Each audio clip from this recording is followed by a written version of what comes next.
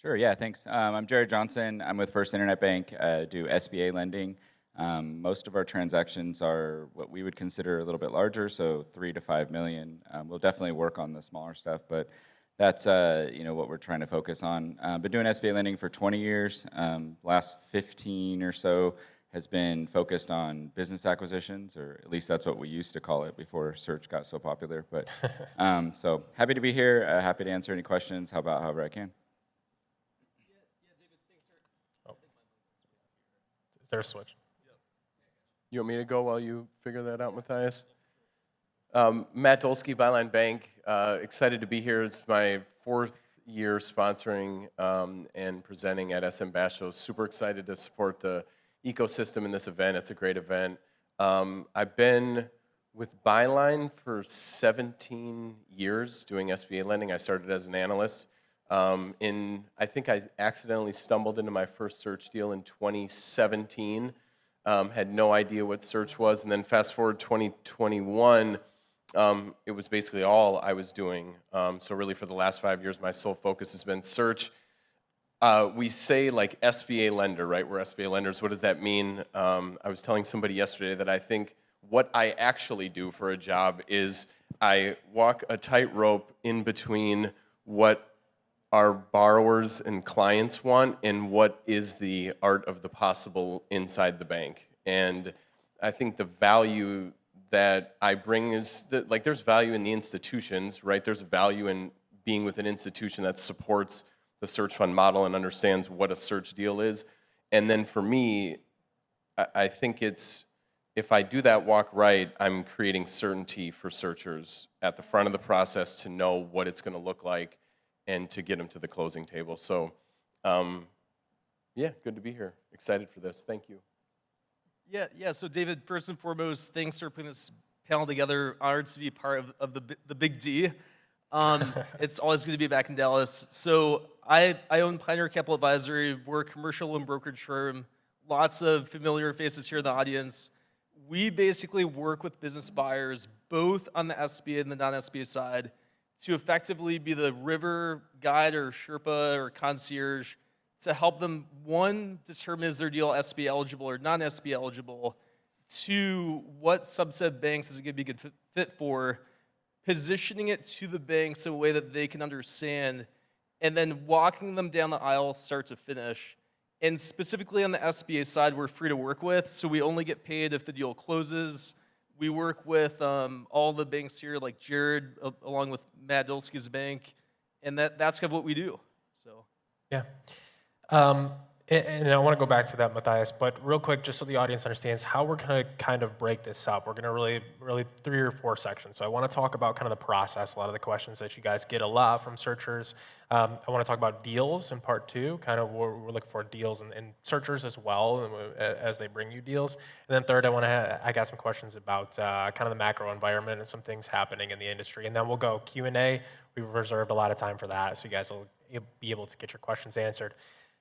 Before we start, Matthias, obviously you just introduced yourself. You are a loan broker. These guys are lenders. Let's just establish because it is still a relatively new concept, it's kind of becoming very popular in the SBA space, what that relationship is, so we can all kind of have a foundation.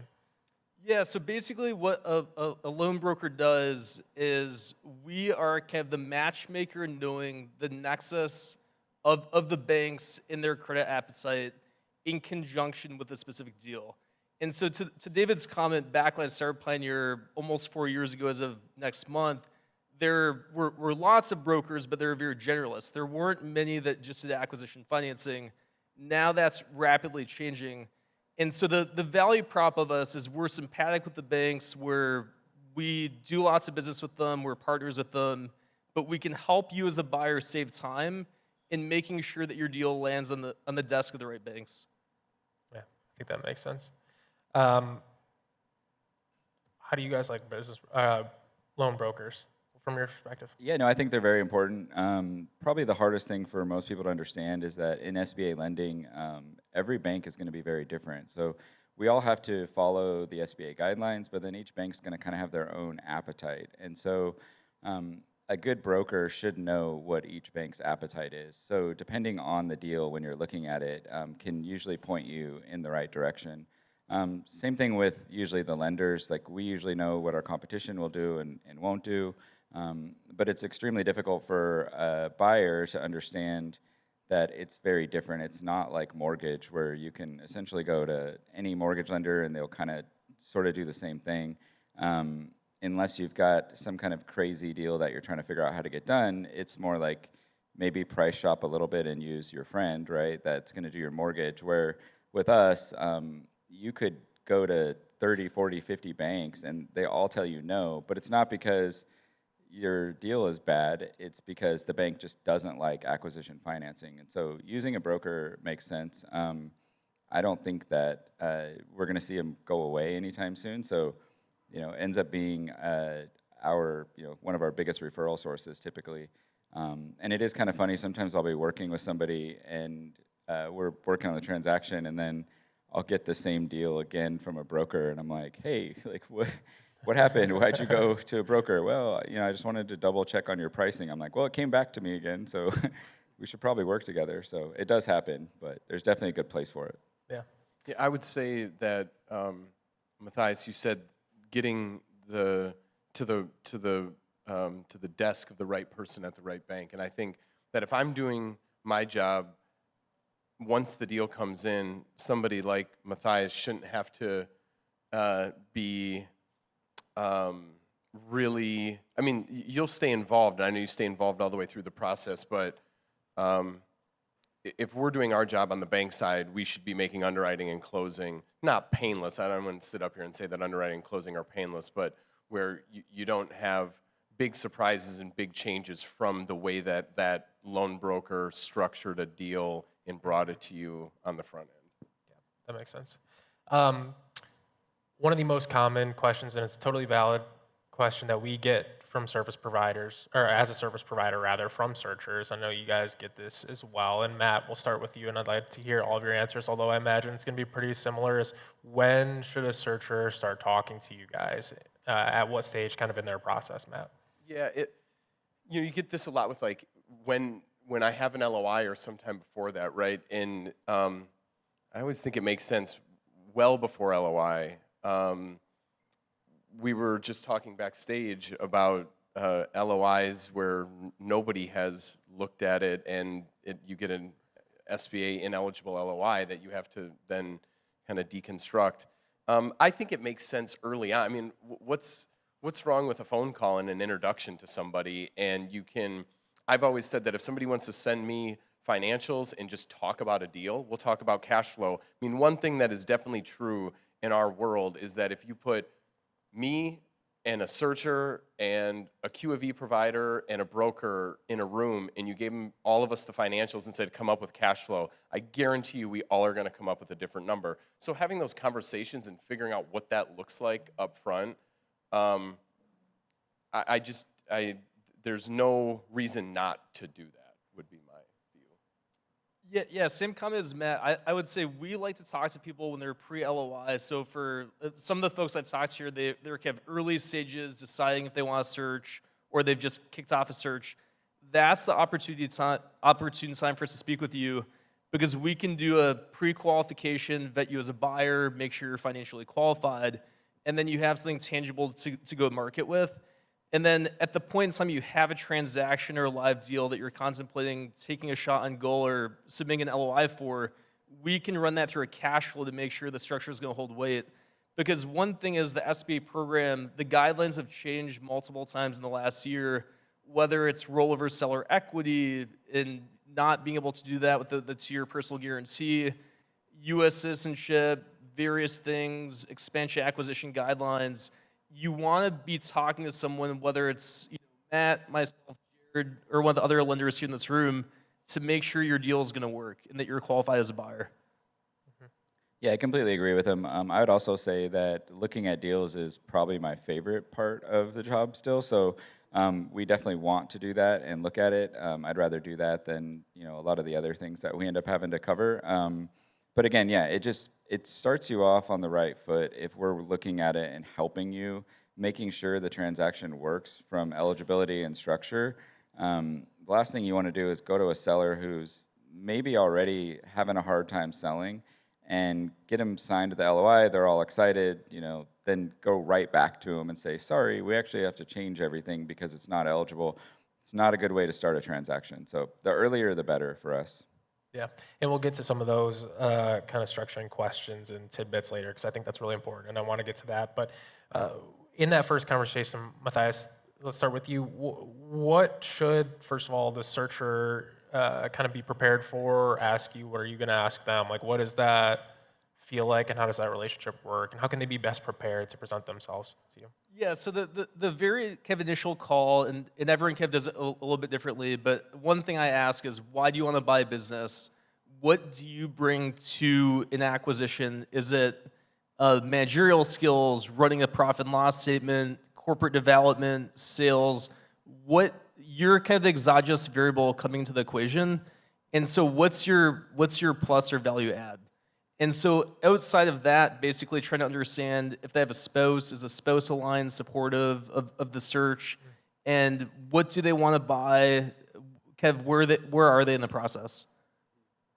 Yeah, is that the same for you, Jared, kind of? Yeah, and then I usually will run through their kind of financial situation as well and see, are they searching for something that they can actually end up buying? And then same thing with their experience. A lot of times we can sort of guide them at that beginning point and kind of tell them, you're looking either way too big or way too small. And I also honestly kind of almost try to scare them out of it a little bit at the beginning, because there's so many people that are searching for maybe the wrong reason, or they don't understand the risk that's involved, and they think that it's, you're just buying a business and it's easy, it runs itself, and that could be so far from the truth. So I sort of try to get them to understand the risk involved and how difficult it is, and then also try to explain to them our process and how things work so they have the right expectations. And then again, just kind of try to get them prepared for what's going to come, and when they're looking at deals. And again, I'll also try to work with them on deals, even if it's not one that they're 100% interested in. We'll try to go through the numbers so I can show them how we underwrite, how we look at things. So then they start making better decisions when they're looking at deals, as they move through the process. Yeah, I think in those first conversations, I oftentimes find myself thinking that the objective is overstated, like the numbers are talked about too much in the subjective part of it. What's this going to look like? How are you going to run this business? Okay, is there a general manager? Is there a key employee? How are you, are you getting them under employment contract? Are you, throwing out any equity to them? It's like those kind of more subjective, I guess I would call them, type discussions, and not just this is what cash flow looks like, and this is what gross margin looks like, and this is what the structure of the deal is. Those are the things that when I go to credit committee, I spend way more time talking about those things than I do talking about cash flow. Because in some ways, now there are nuances and things that, where cash flow works and doesn't work, and how much historical cash flow is, and we can talk about that. But we spend a lot more time on the other stuff, because when we miss, it's because you made a bet on the wrong person, or the seller pulled the wool over everyone's eyes and nobody figured it out. So my recommendation for those first conversations is be prepared to talk about why you're fired up about this business, how you're going to run this business, who are the key people in this business, how you're going to keep them engaged, and not just, hey, I got something that, I'm getting a 3.5 times EBITDA multiple on it, and man, isn't that just awesome?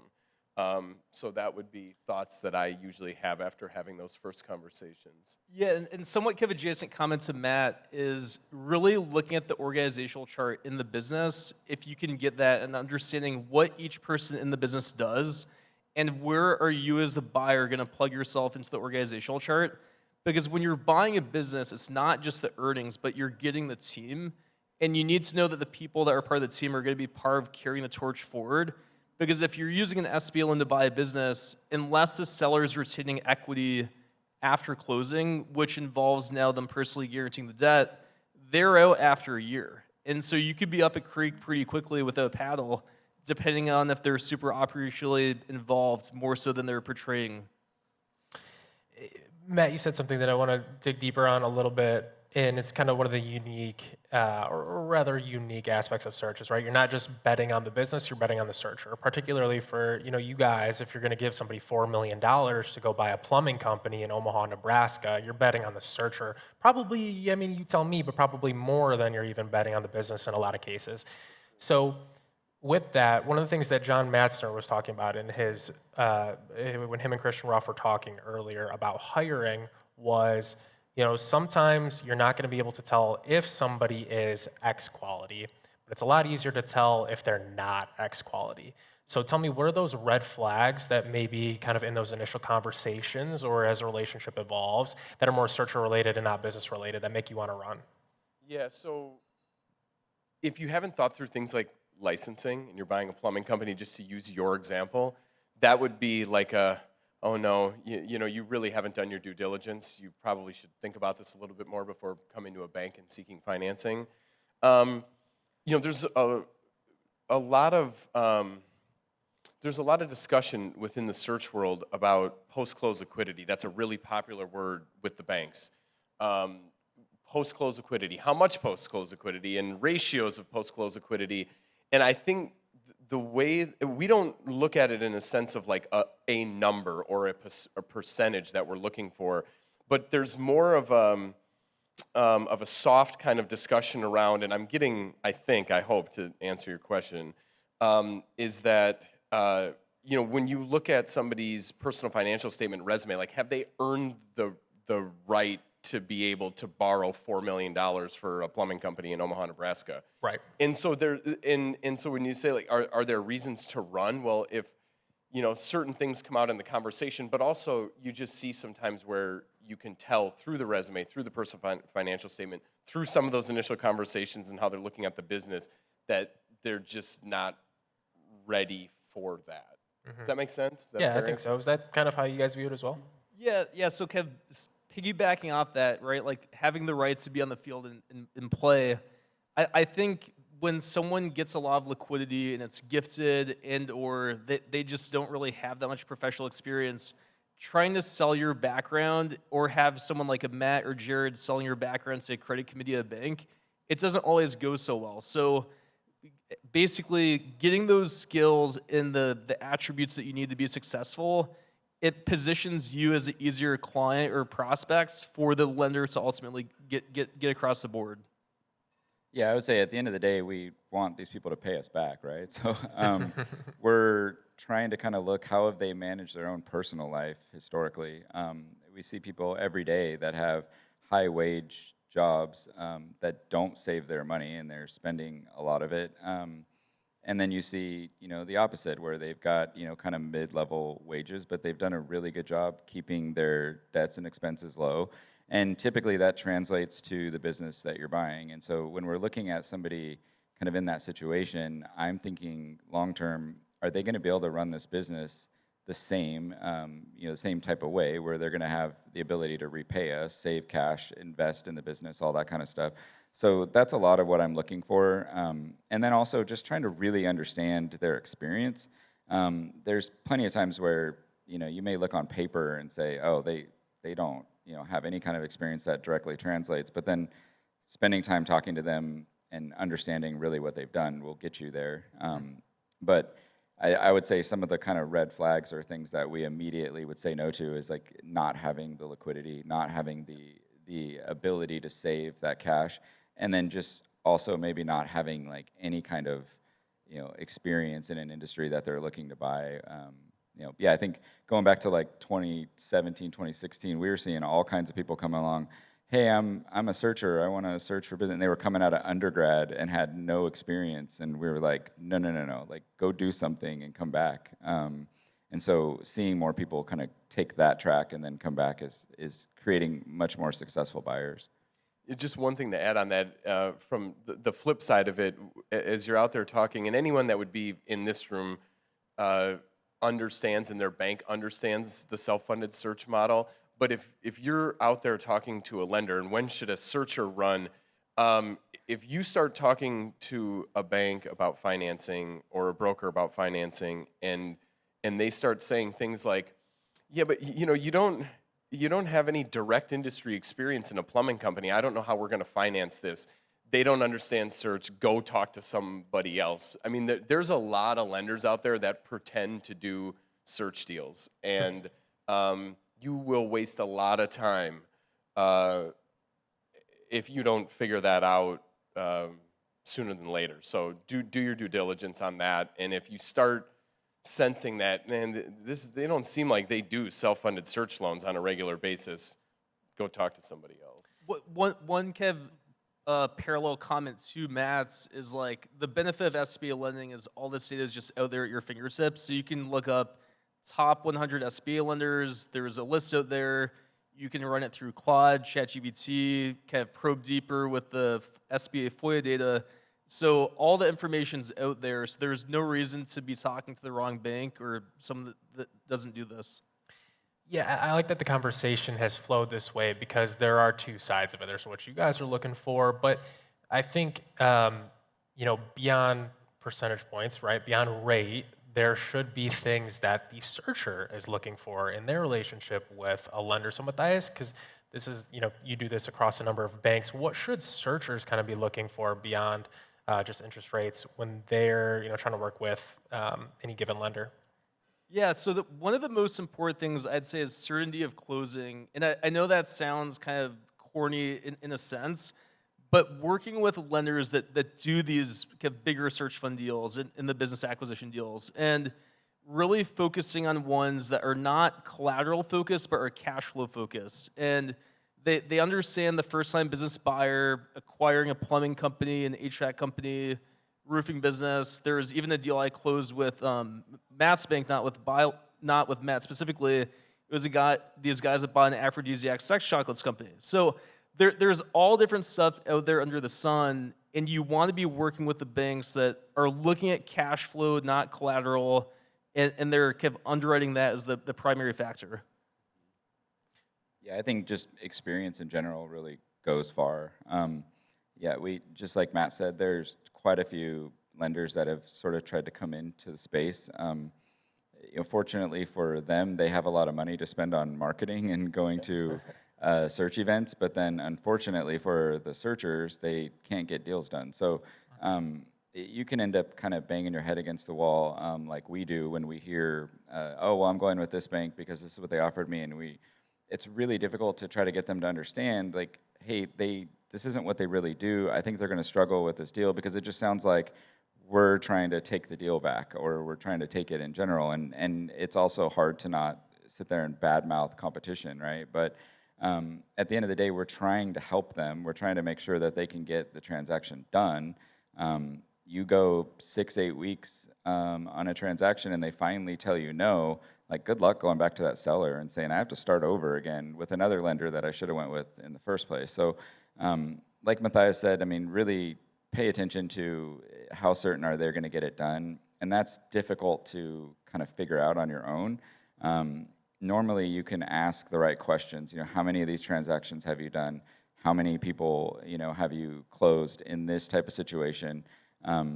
There's not a scoreboard somewhere that shows what we've all done, but you can usually ask, like, is there someone I can go talk to?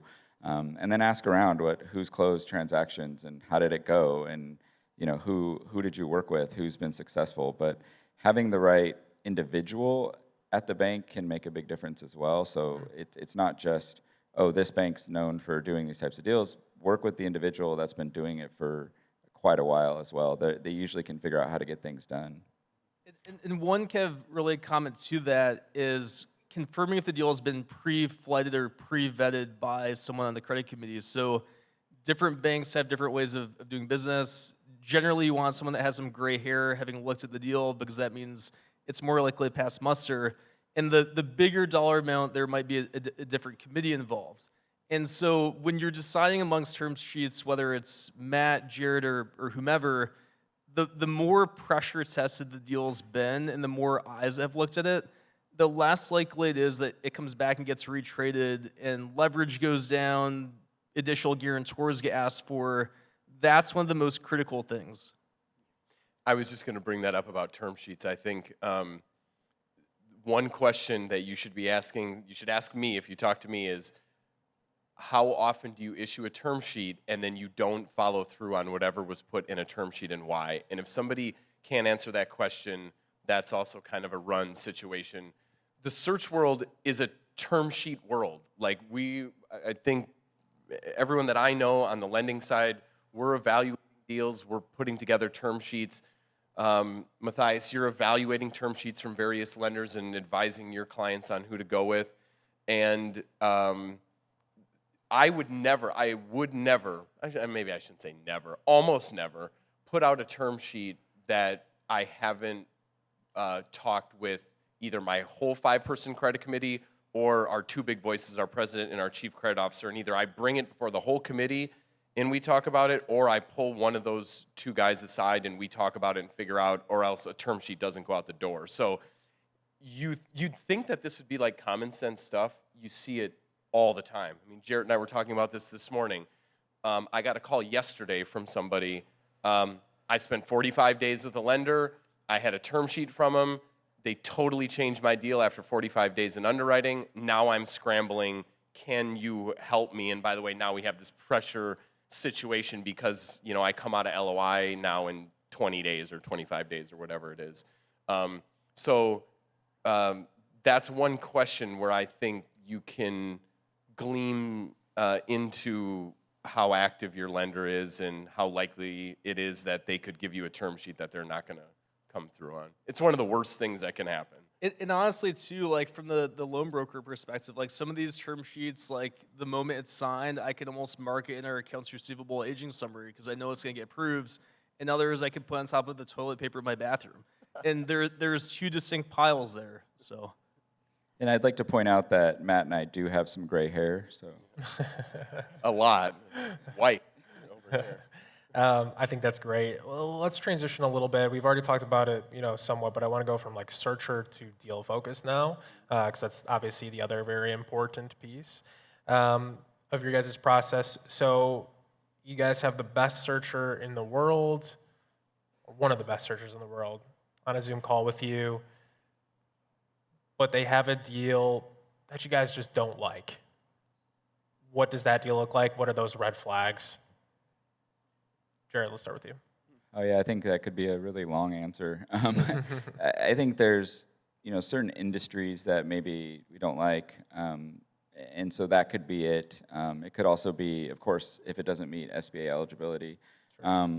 Outside of that, it's probably looking at the debt service coverage, really trying to understand the business as a whole.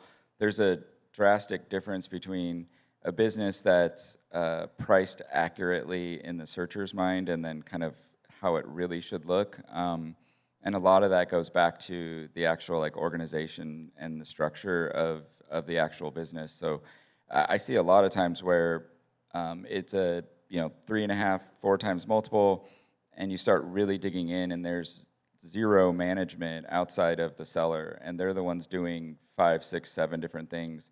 And it's going to be difficult for not only the buyer to get in there, but really it shouldn't be that way. They should have some management, especially if they want to take it and grow, which is typically the idea of being a searcher. And so when you kind of add in that couple $100,000 worth of expenses for payroll, and then go back and do the multiple again, you're way overpaying. And if we look at it that way and then try to understand what the debt service coverage is actually going to look like once you factor in that expense, and sometimes it's not payroll, sometimes it's they need equipment and they need they need to move, something like that.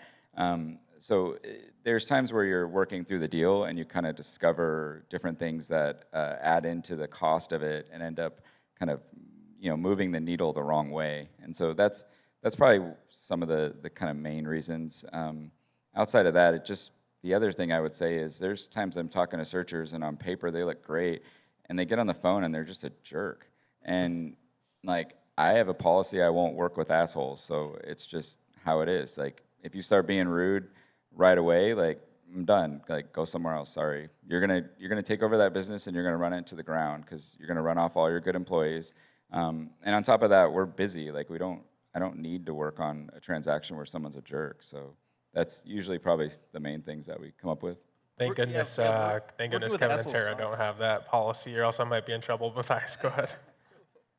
Yeah, working with kind of Jared clients sucks. I remember one of your former counterparts, Jared, I had a deal where I kind of saw the writing on the wall, and I was on a treadmill at Planet Fitness. Don't judge me for having been a Planet Fitness member.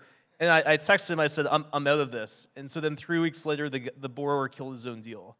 But to the question, David, I would say like perfect buyer, like when the deal's not good, things I don't like are big customer concentration, and when like the de-risking factor, whether it's a forgivable seller's note or similar, still doesn't offset if you lose that client.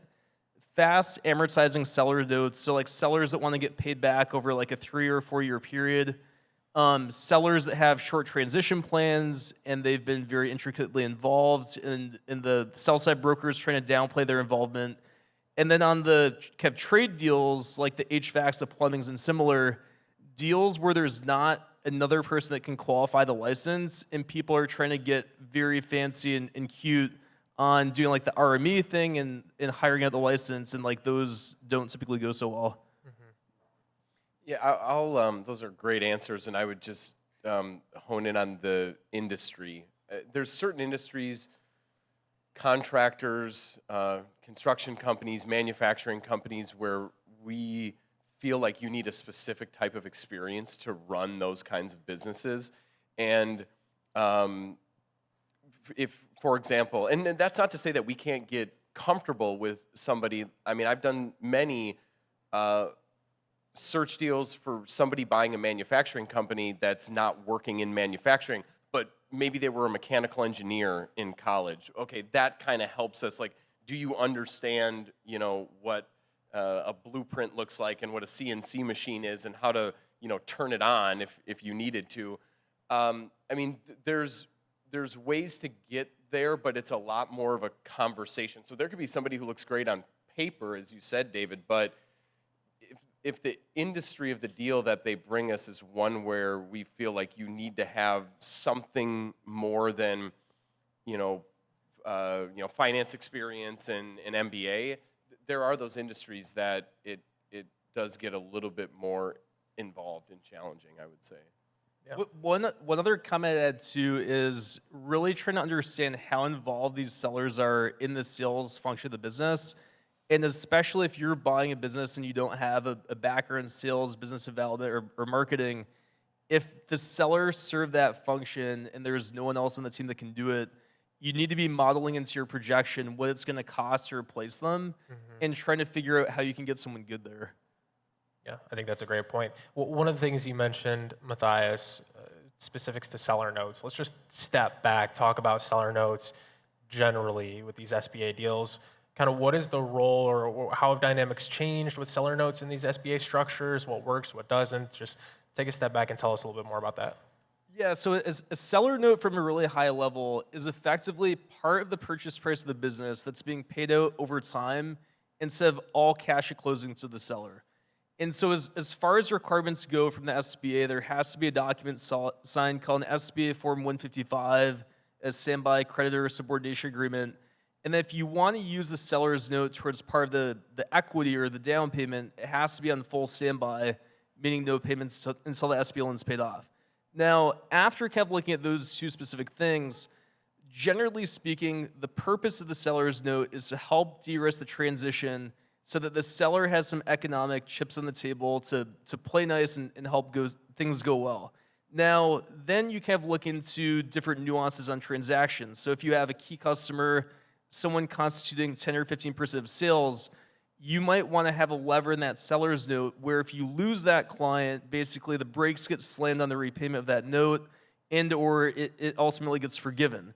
And so basically there's kind of this give and tug or tug and play where banks don't like the optics of a seller getting paid back at 2x or 3x the speed of the bank, because if the bank's lending 70 to 80% of the whole capital stack and the seller's in there for 10 to 15, the question is, kind of back to the people with gray hairs like Matt and Jared, not to throw shade, is how do you get the credit people on board with that from an optics standpoint?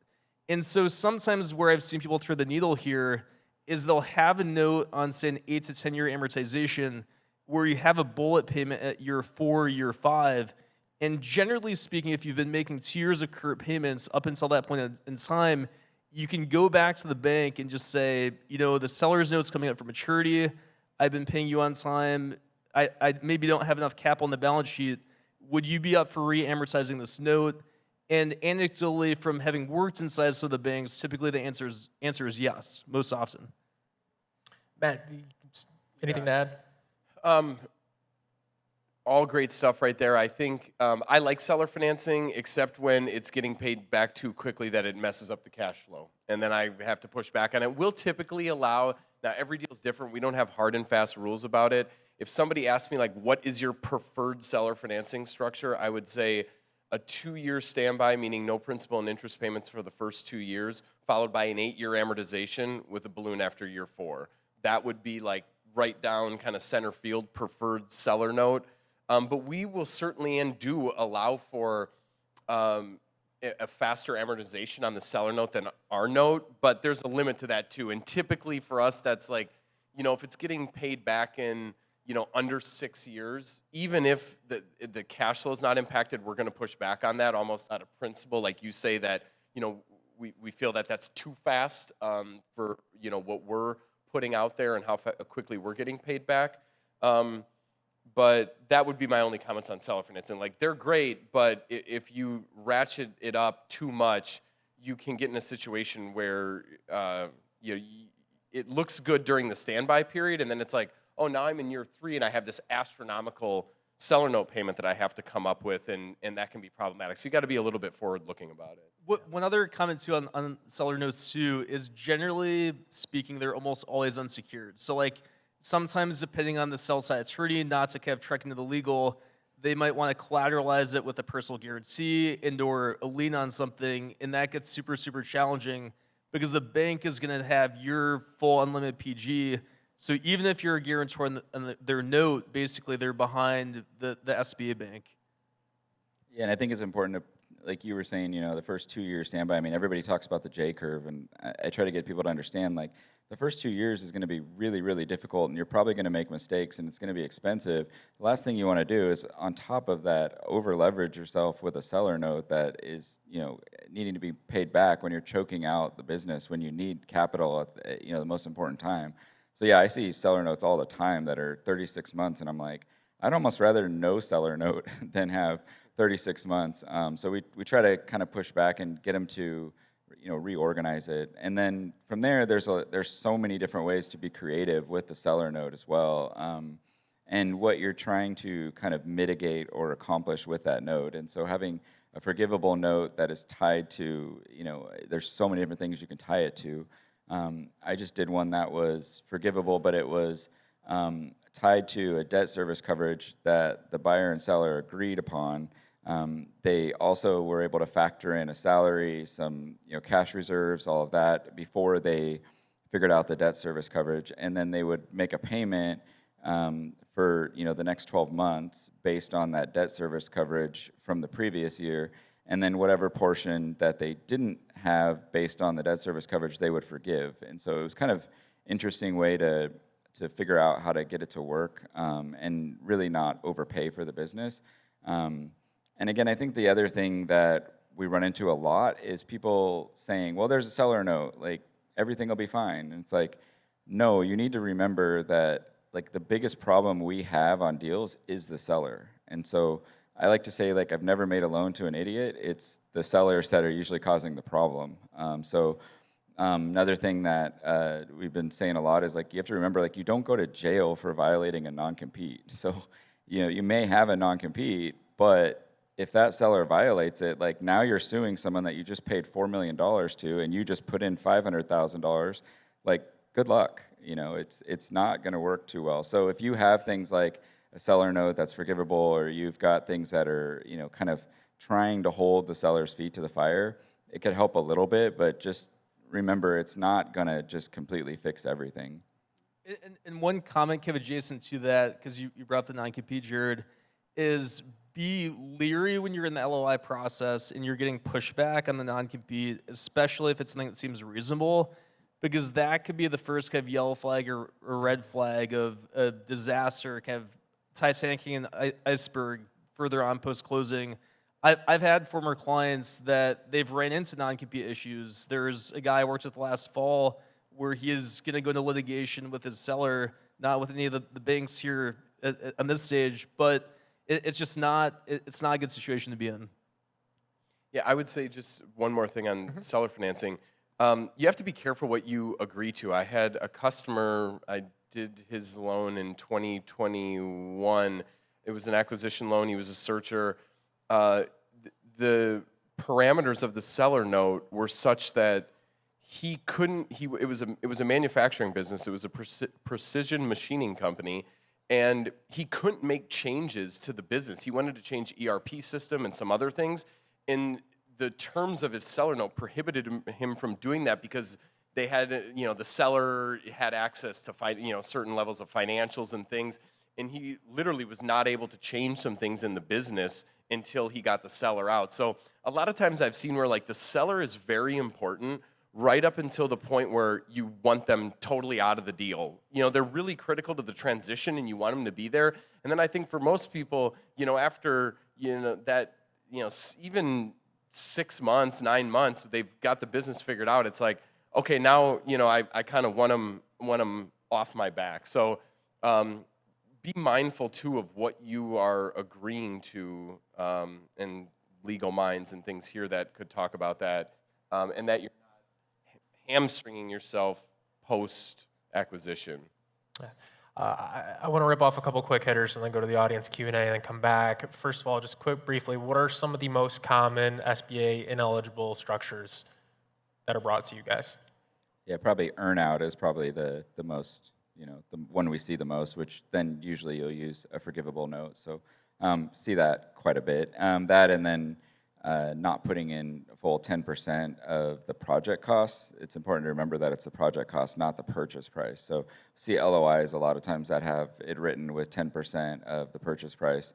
And then when we build in working capital, closing costs, all that kind of stuff, then it'll push it up a little bit further. I'll save some for you guys. Yeah. So same come as Jared on the earnout. Another thing I've seen is where people want the seller to stay on for more than a year. It's complete buyout, which unfortunately you can't do. I have nothing of value to add. That would be exactly what I would say. Perfect. Yeah, Nice. the 12-month thing is probably one we see. And you're talking about, like, it's funny because I feel like they want them there when they're going through the process, but then once they are 2 or 3 months in, they're like, how do I get the seller out of here? And I get people call me and go, hey, what's that rule about 12 months? I'm going to use it to get the seller to leave and tell them, like, hey, SBA said you can't be here longer than 12 months. So you get people all the time that are really hard on wanting to keep them there, and then all of a sudden they go, this isn't working, I need them out of here. In more of the macro environment, we're seeing a lot of policy changes at the SBA. Just briefly talk about what some of those are, how they're impacting searchers. Are they making things tighter? Are they making things looser? And kind of where you expect those, from your perspectives, to evolve over the next 3 years or so? There's nobody in here that works for SBA, right? So we're good. Yeah, I would say maybe it's good to understand kind of the background history with SBA. Maybe 4 or 5 years ago, they were pushing to do smaller loans, really pushing the lenders, do smaller loans. The bigger loans with the average loan size, those banks are evil. They're not taking care of the small business customer. So they made, no guarantee fee for smaller loans. A lot of banks went wild and just kind of approved everything that came across their desk that was small. And unfortunately, a lot of those banks failed or ended up, being acquired or something just to try to solve the problem with the amount of defaults. And then you had kind of a little bit too loose guidelines for a short period. Some of the stuff was good. I would say, to cover some of the topics, having a seller be able to roll equity or retain equity, was great. I felt like it was one of the best things that they had going, and then now changing that rule to they cannot roll equity, they have to retain equity, and then they need to guarantee for at least 2 years. I just felt like it was kind of silly to get rid of that. And then the other kind of latest one that's probably the biggest is they had originally changed to you had to be a U.S. citizen or have a permanent green card, and then maybe a month ago, 2 months ago, they changed it to now you have to be a full U.S. citizen, every single person that has any ownership in the business. So to me, that was probably the craziest thing I've seen them do, and it just doesn't really make sense. I would be very curious to look at everybody's loan portfolios that have somebody that is just a LPR and see, how is that portfolio performing? I would assume that it's doing very well. Most of the clients we had that are, have just a green card were some of our best borrowers. So to me, it doesn't really make sense. As far as I know, the American dream was to come here and buy a business, run a business. So it didn't really make sense. But I'll let you guys talk about some of the other ones. And then I guess to answer part of your question, I'm not sure where we're headed or what's going to come about any of the change. A lot of us have been trying to find a way to speak with SBA and try to get them to understand what search is and how it's actually benefiting the whole ecosystem and the business environment. And I haven't ran into anybody yet that's been successful with that. So hopefully we can get there and try to lobby them a little bit. So the initial question was, what are the recent changes and what do we think will be coming down the transom? Right. What are you keeping your eyes on? Yeah. So Kev, same comment as Jared on the recent changes. So the U.S. citizenship thing honestly sucks. One of the first employers or first banks I was at, which was called First Bank Financial Center, the lender that was kind of my Obi-Wan Kenobi, he basically had a huge gas station portfolio, and it was first-generation Indians coming over, and they'd buy a gas station, nephew would come over, get the green card, kept rinse, wash, repeat. And the irony in this whole thing is that people working for them were people with high school GEDs, and so it's the biggest lever for creating American jobs, but here we are now. As far as where I think we're going, candidly, I don't know. I wish I had the answers. Twitter has been where I've gotten a lot of my information, similar to stuff that will come from NAGL, so the National Association of Government Guaranteed Lenders. But I'm hoping that things have normalized to where there's a good roadmap and people can know what turns to take. Yeah, I think great job talking about some of the changes that have happened recently. I don't know either exactly where we're going. I have concerns and worries about the perception of the self-funded search community with SBA. I think we need to, as an ecosystem, do a better job of telling the search story because it's an awesome story. I'm super proud of the search portfolio that we have within the bank and the performance that we've had. I think that search loans that are SBA-backed loans are providing liquidity predominantly for the baby boom generation as they transition their businesses and they maybe don't have a next generation that's going to take them over. So this is not only providing an exit in retirement for them, but it's saving and retaining jobs for the employees of those companies.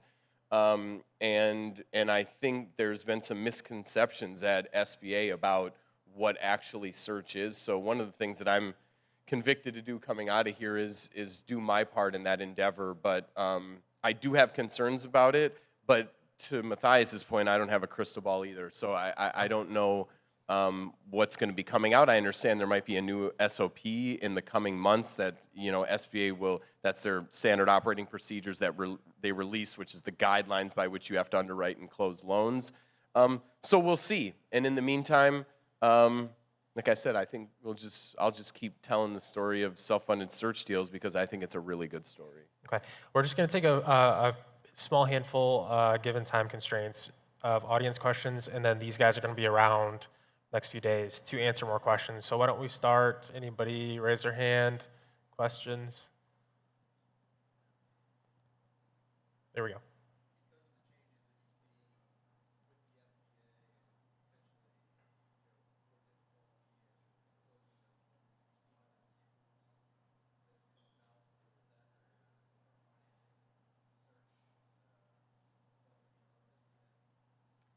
The question, just to amplify, is about, because of the difficulties and recent changes with SBA, are there other avenues or vehicles that searchers are turning to as well? Yeah, I haven't seen too much. Matthias might know a little bit more, but you definitely have a lot of seller carry notes. It's kind of really the way that people really did things for a long period of time before it got more popular to do SBA. Yeah, I think if somebody came along and said we're willing to do conventional lending at a certain dollar amount or a certain level, they could be pretty successful in finding those loans. But then there's still always going to be risk, and so the whole reason that people use SBA within the bank is because of that guarantee. And so we were talking about this earlier today actually, and it's like if you go do $5, $6, $7 million loans and it goes bad and you're just completely on the hook for that, how many of those can you do before you're done, right? So I think it'll be pretty difficult for someone to do that. But I'd be curious if you're seeing much of any kind of conventional lending or anything like that. Yeah. So in the kind of up to 5 million pocket of the market, as far as I'm aware at least, and there may be something kind of out there that I'm not aware of, there's not a viable alternative that gets you to a 10-year amortization, being able to do up to 80 or 90% financing. Some local community banks, so let's say you're buying a manufacturing company or a distribution company or something with hard assets, you might be able to entice them with operating account deposits, so cash in the bank for the company you're buying, and maybe squeeze out like a 5 or 7 year amortization with 20% down, but you can't get to the same leverage and or kind of down payment, the bar that you can with SBA. Now, when you're looking at companies that get close to the 2 million of earnings threshold, that's where options start to kind of open up. So when you're getting kind of by the SBA plus conventional pari passu realm, we actually have a division at Pioneer that Raphael, who's here in the audience, is heading up along with my colleague Pablo, not to give a sales pitch. And so they basically are funding SBIC funds, private credit lenders, and similar. And so that's where you can get options on the table. Other questions? Yeah.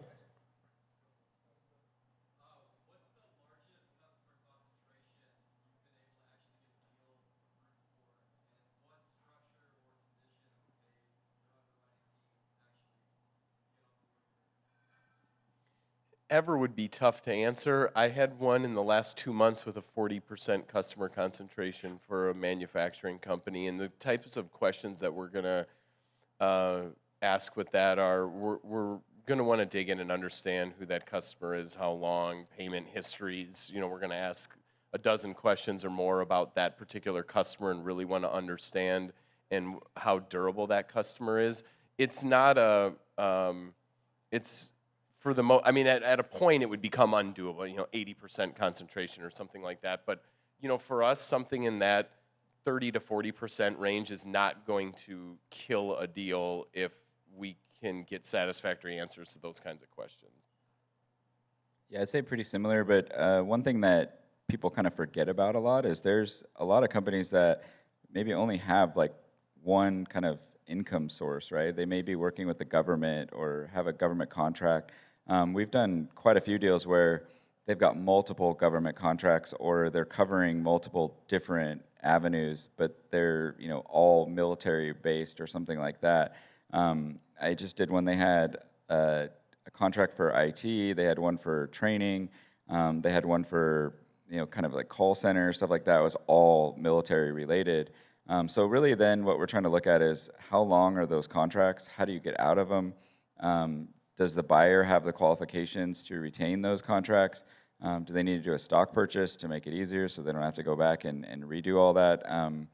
But there's definitely times where it makes sense to do that type of stuff compared to where you're looking at it and it's 40, 50% customer concentration and it's sort of a brand new customer and that's why their revenues jumped up and then they want to sell because that's what you're seeing.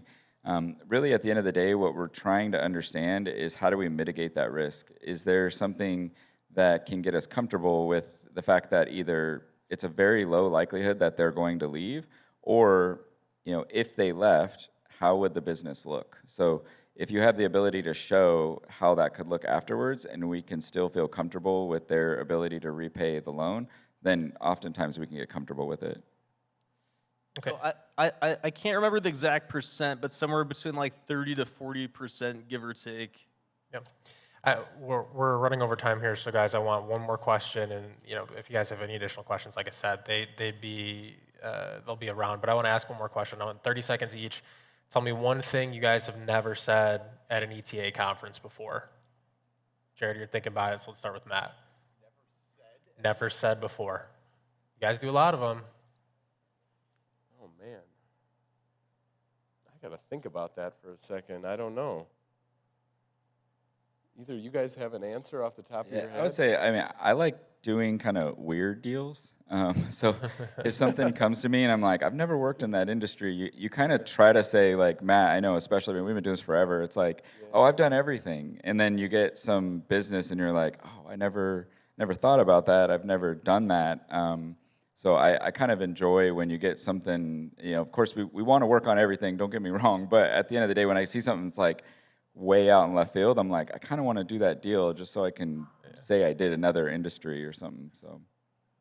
So I guess my take, candidly, is lots of people that think they want to buy a business really should not. I mean, running a business is super stressful. My wife called me on having some gray hairs, which I didn't 4 years ago. And you really want to kind of pressure test, is this what you want to be doing? Yeah, I would say, thank you for giving me the time to think about an answer, by the way, you guys. You're welcome. So much of, I think that, like, social media is really big in the self-funded search space. And I find that I spend so much of my time, and I think people are surprised by this, like, so much of my time is spent on internal stuff. Like, you have a deal that's in, or somebody has a deal that's in closing, and they want to waive a lease requirement because they have this, parking lot that's in like these little kind of things that pop up every single day are most of what my time gets spent on, along with like poring over 35-page credit presentations and figuring out what I want to say about a company. So it's much more boring than it looks on LinkedIn and Twitter. So that's, I've never said that before. That's great. Well, everybody thank Matt, Matthias, and Jared for joining us today. We appreciate you guys.